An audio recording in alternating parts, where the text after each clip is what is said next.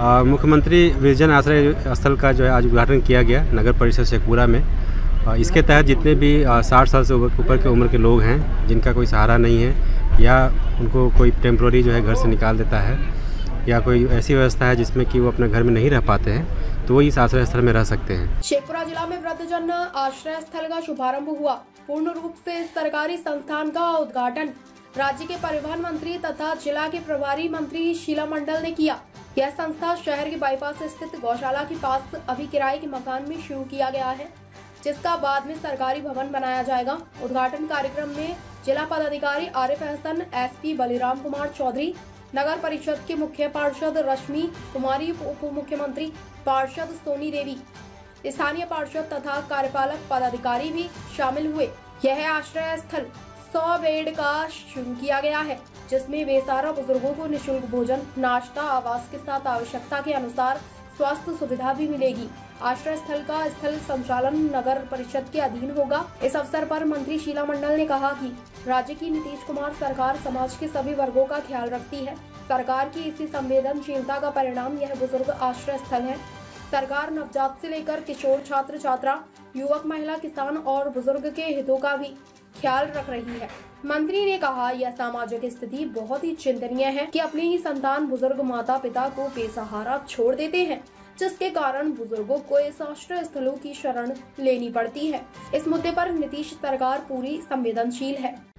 मुख्यमंत्री विजन आश्रय स्थल का जो है आज उद्घाटन किया गया नगर परिषद शेखपुरा में। इसके तहत जितने भी 60 साल से ऊपर के उम्र के लोग हैं जिनका कोई सहारा नहीं है या उनको कोई टेम्प्रोरी जो है घर से निकाल देता है या कोई ऐसी व्यवस्था है जिसमें कि वो अपने घर में नहीं रह पाते हैं तो वो इस आश्रय स्थल में रह सकते हैं। इसमें सभी तरह की व्यवस्था की गई है। 50 बेडेड है। इसमें खान पान की व्यवस्था है, किचन अपना है। इसके साथ साथ मेडिकल फैसिलिटी की व्यवस्था है जहाँ पे 24 घंटे चिकित्सक रहेंगे।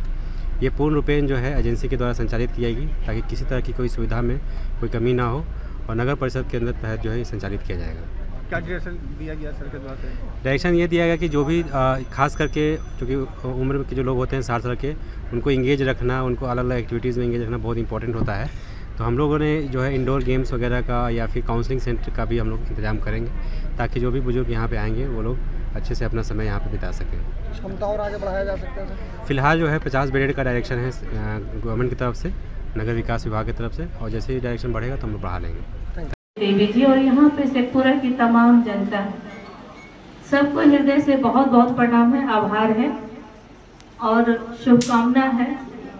लेकिन कहीं ना कहीं मन थोड़ा व्यतीत हो रहा है कि जो कल तक हम लोग बाहर में सुना करते थे आज हमारे यहाँ भी देखने को मिल रहा है। लेकिन व्यवस्था तो व्यवस्था है और धन हो माननीय मुख्यमंत्री नीतीश कुमार जी का, जिन्होंने जो गरीब गुरबा बुजुर्ग लोग के लिए भी सोचते हैं। आज सोचिए बहुत सारे बुजुर्ग लोग हैं, असहाय हैं।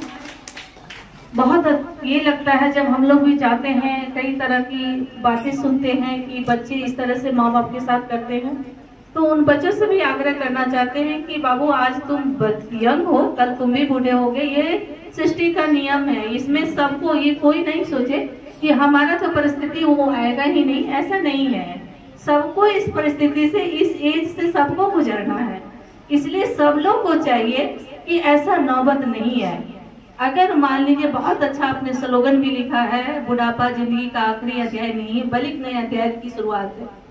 यहाँ पर आप लोगों के लिए जो लोग असहाय हैं, जिनका कोई मतलब, कभी कभी ऐसे होते हैं जिनके बच्चे नहीं होते हैं तो वो भी बुजुर्ग हो जाते हैं, तो उनको असहाय हो जाते हैं, तो उनका वहाँ पर आकर के आप यहाँ रह सकते हैं। इसके लिए माननीय मुख्यमंत्री जी को बुजुर्गों की तरफ से हम लोग उनकी सोच को भी धन्यवाद देते हैं और आप लोग से भी आग्रह करना चाहते हैं कि जो बुजुर्ग लोग आएंगे तो उनके लिए हमने अभी जस्ट आपको बताया कि इंडोर गेम का प्लानिंग करिए। और न सबसे बड़ी बात है कि जो बुजुर्ग होते हैं उनको खाने पीने से ज्यादा बुढ़ापा में आदमी को साथ की जरूरत होती है। जो कोई लोग दो टूक बात करे तो एक अच्छा नर्सेज का भी व्यवस्था हो ताकि वो टाइम टू टाइम हम लोग से एक माँ बेटी के संबंध, रिश्ते, इमोशनली साइकोलॉजिकल चीज भी होना चाहिए ताकि वो एक दूसरे से जुड़ पाए, ताकि इनको अकेलापन का एहसास भी नहीं होना चाहिए।